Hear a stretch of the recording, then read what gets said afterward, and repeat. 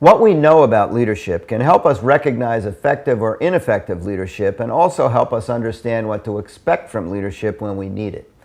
Let's turn now to a few tentative conclusions about leadership effectiveness. As an example, we'll use the man who is consistently rated by historians and the general public as the greatest presidential leader in American history, Abraham Lincoln. Our first conclusion is that far-reaching leadership is always a response to crisis and conflict. The greater the crisis or conflict, the greater the need for leadership. In fact, where a group or community faces no unfamiliar problems and can rely on habits, laws, or customs, no real leadership is even necessary. If Lincoln had lived during quieter times, he would not have had the same opportunities to lead, and we certainly wouldn't consider him our greatest president.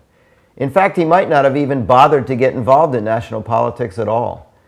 Lincoln, of course, presided over the greatest moral crisis in our history, the U.S. Civil War to end slavery.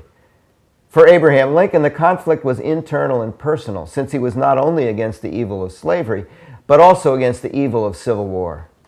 In the final analysis, however, he recognized the need for war to end the greater evil of slavery. Our second conclusion may sound like a contradiction to the first. While it's true that leadership arises out of crisis and conflict, it's also true that leadership generates consensus or agreement within the group. By clarifying goals and purposes, leaders force followers to make decisions and commitments to certain kinds of action.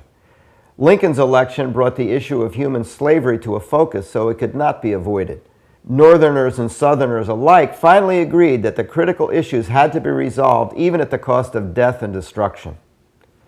Our third conclusion is that effective leadership focuses on real tangible results for the good of the group. If leadership does not result in achievement of group goals, we can't call it effective. We recognize Abraham Lincoln as a great leader because the nation as a whole moved forward under his leadership, not because he personally amassed great wealth or power. In fact, Lincoln paid the ultimate price of death for his leadership, which has been the tragically ironic fate of some of history's most important leaders, including Socrates, Jesus, Gandhi, and Martin Luther King Jr. Our fourth conclusion is that effective leadership keeps hope alive. One of the most important and sometimes difficult roles of leadership is to motivate group members by dramatizing the possibility of achieving important goals against steep odds.